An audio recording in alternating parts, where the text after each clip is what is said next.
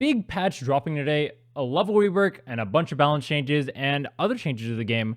I haven't read through the entirety of the patch notes, so let's go ahead and just jump into it. Opening context. Welcome to the second batch of Season 0, Arc 1. As with every patch, we're trying to synthesize all your feedback into a set of big experimental changes to improve the game, which we'll learn from and continue iterating on future patches. Something to note, making large systemic changes ends up having cascading effects on other areas of the game, and bugs, a lot of bugs, of which we sometimes miss. So if you find strange interactions coming from these big changes, please let us know on our Steam forums, Discord, or other social channels. Finally, a request we've heard from many of you is to get some sort of state of the game fireside chat to hear about where Supervive is heading long term. Heard. We're thinking about doing this internally as well, but would like to request a little time to cook, iterate, and learn for the future. Maybe give us a month or so. Battle Pass EXP requirement reduction. Since this is our first Battle Pass, we've been watching progression and completion rates, and we're feeling like it's tuned too aggressively. So we're reducing the required EXP to complete the pass by roughly 50%. I think the average player who plays an average amount of games should be able to reasonably finish the pass.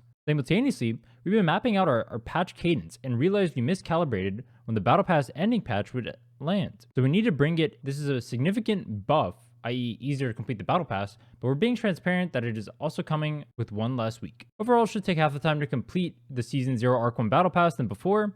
You'll need to log in and play a game for your Battle Pass progress to adjust this patch. If you play around 50 hours total and complete most weeklies and daily missions, you should be able to finish the Battle Pass. The Battle Pass end date has been updated from the 9th of April to the 2nd. Don't really care too much about that, but good news for people who don't play too much. Unfortunately, I have no life. Leveling Rework. In an effort to remove some of the more rulesy systems and establish clearer paths to victory, we're testing removing the per day level cap, increasing the maximum level for all hunters, and increasing equipment upgrade power. What we're hoping to see is that teams have more understandable paths to building a lead. When in doubt, farm for levels and upgrades, and others can better understand how they're behind. You will no longer be level capped depending on the day. Instead, monsters will give EXP, with higher level monsters giving more. The maximum level cap has been increased from 9 to 15. All abilities have been leveled up from level 3 to 4, with the special bonus unlocking at 4. You gain 10 ability power per level, base AP being reduced. Base equipment, ability power, and health has been reduced to 66% of previous values, while upgrades have been increased to 200% of previous values. So basically this means farming is going to be really OP on this patch, which a lot of people ended up neglecting once you got your blue weapons before. I'm expecting to see a lot more farming, a lot more strategic play rather than running around Unga Bunga trying to kill everyone on the map. Especially since we'll see this right here. Killing lower level people is going to give you much less EXP. A TLDR is here. You will now immediately be rewarded for sniping knocks on higher level teams, which should make comebacks far more immediate. Previously, you had to stomp the wisps to gain the EXP, which made it very hard to take an advantage on a higher level team. Additionally, farming and picking on lower level teams won't slam you into a massive lobby advantage because there'll be less EXP overall, which is what we just talked about. A knock is defined as when you take someone's health down to 0 and put them in the wisp state. A death or a kill is when that player goes to the death box state. EXP is now granted on knock state rather than kill state. That's actually a huge change, because there are so many times before where if you have a character like Oath on your team, you're able to defend those wisps so much more easily. Indirectly, this is actually a nerf to Oath. This is going to be kind of weird for fights, because the way it would work out before is you had to entirely stomp that wisp before you get level 5, for example, on the night 1 fight. But now, as long as you just get a single kill, you're going to get that power immediately and be able to stomp that team immediately and just run them down without them having a chance really to hold on to that wisp. So it makes it so if you start losing the fight at the very start, it becomes much more snowbally of an effect. I'll have to see how this ends up panning out. There are new PvP EXP calculations where knocking targets above your level gives a lot of EXP.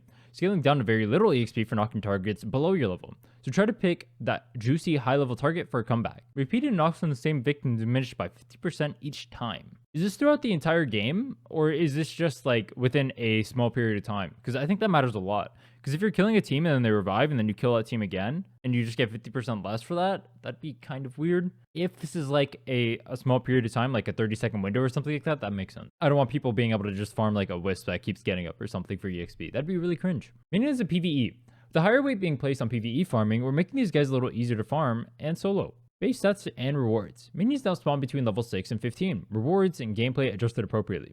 Minion backstab is gone, except for magma brutes and sand brutes. Minions now give 75% of the gold they used to give to account for the more overall gold in the game due to more PvE farming. Counter damage and vulnerable state. Counter damage means the damage the monster takes when you counter them, that is using a boop displacement crowd control effect on a monster when it is winding up. The blue circle under it Vulnerable state is when the monster takes 2x damage for a period of time after being countered. If you didn't know about these things, then your PvEing is about to get a lot faster. Vulnerable state has been increased from 3.5 seconds to 5 seconds. Squad leader counter damage is up from 40% to 60% total health. Corrupted Guardian, aka the biome leaders that spawn after clearing all the monsters in the area, counter damage up from 5 to 30%? Damn. Abyssal Hatchlings up from 5 to 30% total health on counter. Meteor Beast counter damage is 5% total health unchanged. And the final Abyssal counter damage is up from 5 to 10% total HP. So far, interesting changes. I'm not really sure how this is going to affect farming. Obviously, it's going to be a lot faster, but with everyone else farming in the game, it'll be interesting to see how much more readily mobs or less readily mobs are going to be available for you to actually be able to farm, especially with farming speed being increased. This might make some sort of split push strategy more viable as well, if you just kill mobs a lot faster. Obviously, we'll be testing the changes. I'll be live streaming either here or on Twitch at twitch.tv/Rhinne. You guys should definitely check that out when the patch goes live, which it actually might be live right now. I just woke up, so I'm not sure.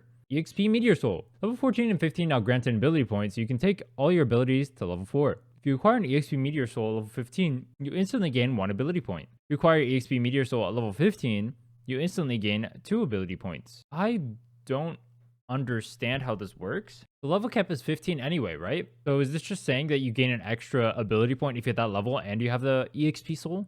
The wording on this is extremely weird. It doesn't read the way I think it should work intuitively. Because intuitively, obviously, this would just mean you get extra ability points when you hit that level. But the way it's reading is it sounds like you have to take the soul at that level, which makes no sense. I'll definitely have to test this in game. I wish they were less ambiguous with some of the changes they make. They're worded fairly poorly. Arena. Players begin at level 15 with 1 ability point to spend on a level 4 ability. We'll match arena behavior with old level. Day/night 1 revival changes. We're trying to reduce the endless lemming Zerg that happens on day 1, especially at high level play. This should at least make things more manageable if a team is trying to slam bodies into an objective. In the next patch, we'll also offer this ability to turn off this rule in custom games. So they're going to make it so we can play the game without Resurgence in custom games for like tournaments and whatnot. That'd actually be pretty interesting. I will say though, having custom games be different than solo queue has historically not been good for games, I think. Also, I don't know if high elo play has people just throwing bodies at objectives and whatnot with Resurgence. I'm pretty sure most high elo teams, at least from a tournament POV, almost treat Resurgence like it's not there. Hunters. New level 4 ability upgrades. An often heard request is for more playstyle changing ability upgrades. We'll document the details of each upgrade under each hunter section, but just noting so you don't miss out. Celeste, Elluna, and Void now have level 4 ability upgrades. We already knew that from the playtest before, but I don't remember what they are, so we'll check that out in a little bit. Beebo. Everyone's still figuring this guy out, so we don't want to overbuff him for a lack of familiarity.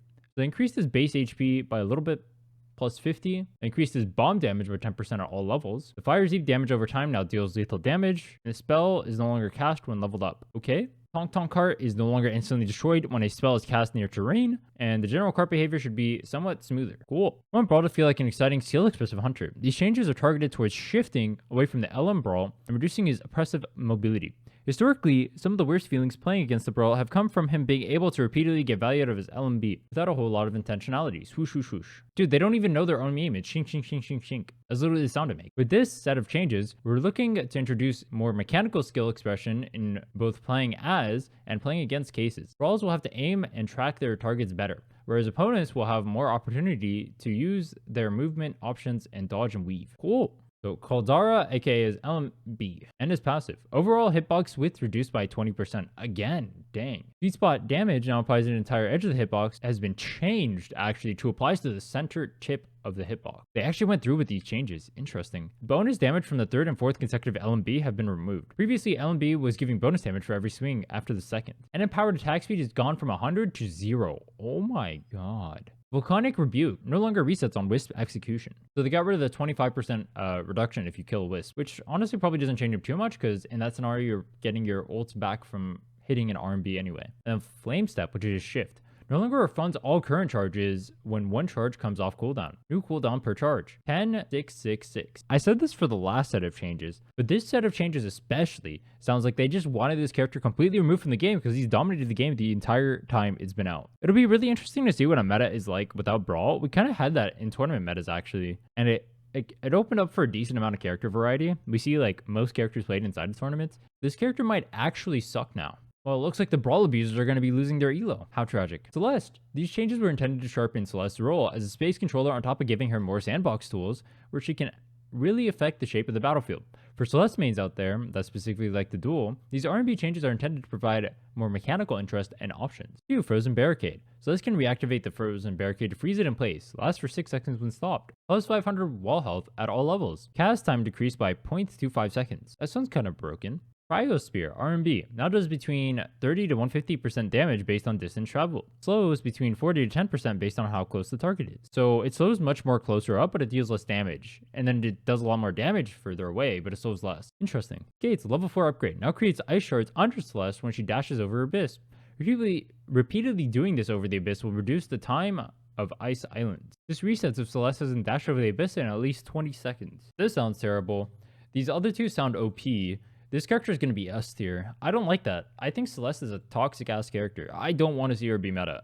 This character should not exist, like straight up. Like if you think Brawl is bad for the game, when every team is going to have a Celeste in the game, you're going to hate your life, literally. I don't like this at all. I don't want to see Celeste be like top of the top. She should never be top of the top. She should always be a C tier character, unfortunately. That's just the way her kit is. With the earlier changes we made to Wisp burnout time, we wanted to give Elluna more options around her unique strength of picking up allies. We also remember there have been previous versions where Elluna had too much power in that respect. This is an attempt to give her some of that back, while still introducing meaningful windows and responses and counterplay. And for all the Brawl Lunas out there, check that level 4 upgrade on Righteous Root. Moonlight Busting. Heal is 500% effective on Wisp. Depending on the Moonlight Busting's ability level on your build, the heal is powerful enough to temporarily negate enemy stomp. Oh, that's kind of cool, I guess. But that means you're blowing your heal on a Wisp to prevent a stomp. I mean, it's cool. I don't know how useful it'll be, but it's cool. Blessed Dash. Air Dash. New level 4 upgrade. Upon picking up an ally Wisp, if your cooldown is above 2 seconds, then set the cooldown to 2 seconds. That's an interesting change. I don't know how good it'll be because it relies on one of your allies dying. And also it means you have to get the Wisp and then wait 2 seconds to get your dash back. But I'm assuming you're dashing at the Wisp, so you dash at the Wisp, you wait 2 seconds, you get another dash. Could be interesting. And then Righteous Root R&B, new upgrade. Detonation radius increased by 100%. That one actually sounds sick. I like this one a lot. Everyone's favorite stats check benefits from the leveling rework more than others, especially when it comes to gaining bonus max HP, something he loves through shield scaling. We're preemptively adjusting. Felix got nerfed. Damn. After the great de-Hudsoning of last year, we've been slowly shifting power to areas that we think he should be strong at, specifically when he's set up and hunkered down. Is it hunkered or bunkered? I thought it was bunkered down. Minigun, LMB, and Spin Barrels RMB. We've switched the ranges on base and empowered LMB/RMB. Base attack range has been reduced from 1.3k to 1150. And LMB plus RMB has been increased from 1150 to 1.3. Dude, no, all right. I'm screenshotting this. I'm sending this to my team right now. This is disgusting. Why would you ever make this change? This just makes miniguns so broken. And Hudson's already a strong character. I don't know if you guys saw. We just won a tournament, and we won a tournament using Hudson because this character is OP. Why would you buff this character? Yeah, I don't know either. Bad change. I don't like this change so far. Honestly, I'm pretty 50-50 on this patch so far in terms of balance change. I don't like this change, and I don't like the Celeste change. Elluna change is fine, and then Brawl change is fine. I guess Beebo change is fine. I guess I'm 70-30. Worth calling out is mobility nerf on top of the hotfix nerf we shipped last week, where we removed his animation canceling on Q. Nerfed the dash impulse on his LMB charge from 10 to 40% based on timing, and reduced the damage by 5%. Oh, so Jin's not going to run around like he's Tarzan or something, swinging from everything? Good change. Frankly, the high mobility characters in this game just have way too much mobility, and it is so unfun to play against them. And I understand there should be characters that have higher mobility than others, but when a Jin can misplay 30 times and still get away, and I play perfectly and I still can't do anything about it, that is messed up. Void. These changes are intended to give Voids some more options for skirmishes. For Voids that like to duke it out or find themselves pushed by other hunters, the Void swap changes are intended to give you more maneuverability to either disengage or follow up. For more utility-oriented Void players, we thought that sharpening the defensive output of this ability would help you find more reliable value. Void is slowed for 25% less when casting Void Snap. Level 4 upgrade. On cast, Void gains 50% move speed for 50 move speed for 2 seconds. On impact, Void gains another 100 move speed for 2 seconds. Void swap. Void and his allies gain a 300 HP shield whenever they enter the outgoing teleport zone. This applies to Wisps. Alright, I don't know if they just hate high elo or maybe new elo. There's just like too much of a discrepancy between low elo and high elo. This Void character is literally overpowered. Remember how I said we played Hudson? You know the other character we played? Oh yeah, it was Void. This character is literally overpowered and they are buffing him by a lot. Why? I guess Void and Celeste are just gonna be on every single team now. That's cool, I guess. Enjoy that combo. We think bunny hopping, that is well-timed jumps to preserve forward momentum on Zeph is cool, and it's a mechanic we want to keep. At the same time, being able to do so consistently without consequences proven to be too much power. Note, we're also aware that other hunters can also bunny hop, but that change had complications, so if you know, and we'll nerf it next time. Admin, he's doing it sideways. Understood this reference, congrats, you're old as hell. Oh, I'm cooked, chat. I'm cooked. I understand both those references. Each subsequent hop after the first is 90% effective as the last in preserving forward momentum. This dampening effect resets after 6 seconds. Oh, that's kind of cool, I guess. You can use it for like a short burst movement, but you can't just like continuously do it to run around. That's a cool change. So it preserves the mechanic, but it makes it so you can't just like perma spam it, which is good. All right, combat. Spell buffering changes. The goal here is to better associate the output of the spell with the input. Currently, there are times where spells activate long enough after the button press that it no longer feels a part of the action. This should also reduce the number of unintended spell casts.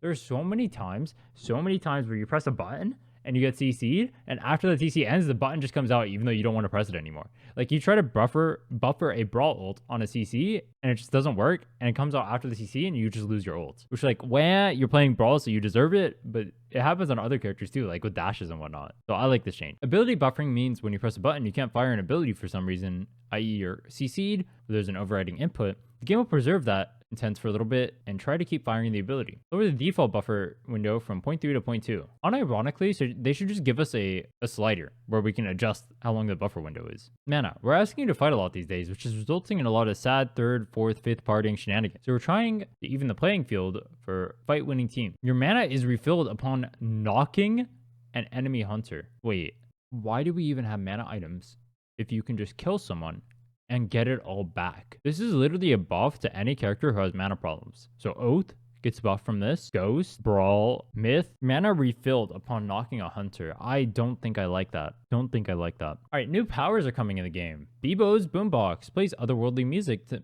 make everyone in the radius invulnerable. This is basically Kindred ult, but you're just perma invul. Thorn Shell. Gain 10% damage reduction and 20% damage reflect for 2.5 seconds.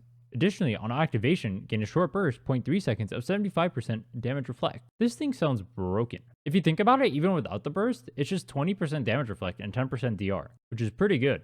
Avalanche and Mega Avalanche. They're back and should no longer hit targets a few screens away from their path. Power Shuffler. Now self-destructs when it upgrades a non-exotic into an exotic. Wait, that's actually sick. Oh, I kind of like this one. But it's a good way to handle Power Shuffler. I like this change. Abyss Specialist. Tracking an internal cooldown of 30 seconds is tough, especially for something as critical as will I have an extra dash over the Abyss or not. With this change, it's much easier to track if you can proc Abyss Specialist, also clamping down on extreme Abyss mobility. Very elegant. Now it consumes 50% of your glider gas instead of using 30-second ICD. If you have no glider gas, it will not proc. So you can use mobility instead of gliding over the Abyss now.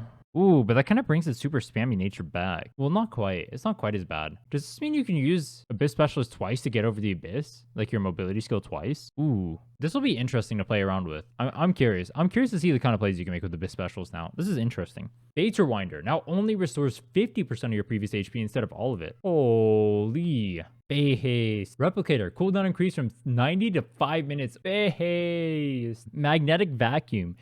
Vacuum force on living players cut by 50%. Based. So based. Little Helper death grenade drop rate has been reduced. Based. Previously, it had a 42% chance to drop one, the storm nades, and now it has a 14. Ooh. What is an EMP grenade? I don't know what that is. This is a pretty big nerf. This is one of the strategies we're abusing actually if we got Little Helper. Interesting. I like this. I like all of these changes. Every single change they made to the powers except for adding this one, I like. Good stuff.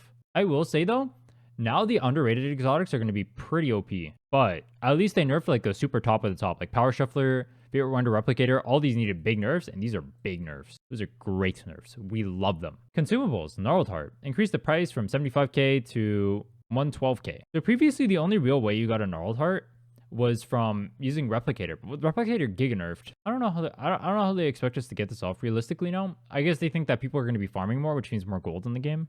EMP grenade. Alright, so this is the thing that was in Little Helper. Throw a ground targeted grenade that shreds armor and slows in an AoE. This sounds mid as fuck. Ascending armor. UI now shows ascended progress towards the next tier. More differentiated audio ceremony when upgrading to the next tier. Cool. Broken armor.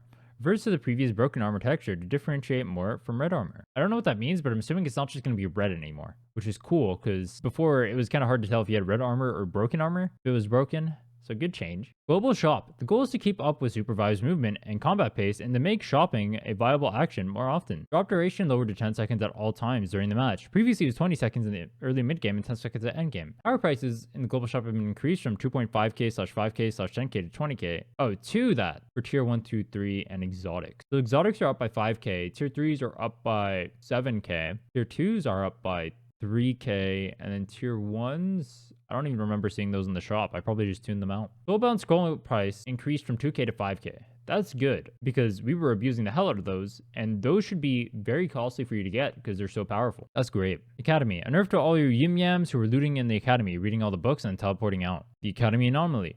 Normally will not be turned off at game start. Normally will turn on at the beginning of game 2. Quality of life change. New player tip will be added to the anomaly. Post spring needed an update for a while. The areas felt a little crowded with the different elements, vines, wind rings, abyss, geysers. The wind rings and a large amount of the abyss also generally let you bypass needing to play around the geysers, the main traversal tool, with the high ground surrounding it. We're doubling down on the area's namesake, so the biome is giving its intended combat texture. Removed most glide rings in the biome. Added a larger geyser at the center of Wellspring. Reduce some of the abyss. Better pathing from desert traveling north into Wellspring. That's kind of cool. Wellspring's kind of a cringe zone right now. I'm not a big fan of it personally. I try to avoid it just because it feels so bad to traverse. So hopefully this helps fix some of the issues with it. Team communications. Supervive is fun when you work together. We're exploring ways to make it easier to non-verbally coordinate with teammates. Ping updates. 2 goals. One is to add more fidelity to non-verbal ping communication so that you can communicate intent easier. And the other is to update ping voiceover with much better player intention. You now double press the ping button to issue a red enemy here ping. Let's go here. Voiceover now plays on default ground pings. I'm going here. VO now plays when the green arrow is used. I want them to fix the issue with sounds where sounds will like sometimes bug out if there are too many and you can't even hear important sounds. Like I won't be able to hear my myth sounds, for example, right? From my arrows. And so I'll have to just know what the timing is. But a lot of the time, I'll base my timing based on the sound of it. Contextual pings. Ping your HP bar to print a current mana and HP into chat. If you're below 50 HP, you will say, I'm hurt. If you're above 50% HP, your mana is below 33, your hunter will say, I'm out of mana. Ping your empty food to say, I need food. Ping vaults to say, vault here. Pinging armor not correctly says, loot here. Updated chat messages associated with various contextual pings to improve clarity. Using anywhere but here scroll or teleport soul now plays I'm teleporting VO. Can now emote while dead to communicate important messages such as air horn to your teammates. Why? I don't need my dumbass teammate who just inted to just start spamming the most stupid emotes you've ever seen in your life, man. Just to piss me off. I don't need that. I really don't. Those from dead hunters have a radio effect on their audio to make it clear that the person speaking is speaking from beyond their grave. This just makes it more annoying. Why do we have to make it so dead people can just be annoying? We added a VO to the thumbs up and thumbs down emotes. Unlocked. Alright, I don't really care about this. Increase the number of audio instances that can play simultaneously. Cool. Match history ally record. Match history now displays your allies' names and provides a button to bring up their player context menus for infights and player reporting. And then they changed some of Felix's Hunter Mastery to make it easier to get, I guess. Overall, I'm pretty excited about this patch. I didn't get to test the level rework changes myself, so I'm excited to see what it's going to be like live. Hopefully, it should be a fun experience. Obviously, I'll be streaming that live on Twitch at twitch.tv/Rhinne. I'll be live streaming it here on my YouTube as well, probably as soon as this video goes live, so make sure you check me out there. If you guys are looking forward to the patch as well, let me know down in the comments below what you guys think they should change for the future. These are generally things I try to bring up with the Theorycraft community as well, so if you guys let me know some concerns, maybe I can help voice them for you as well. As always, make sure you're subscribed if you haven't already. I upload on the daily, every day. I stream every day as well. So if you want some Supervive content, you know this is the place to be.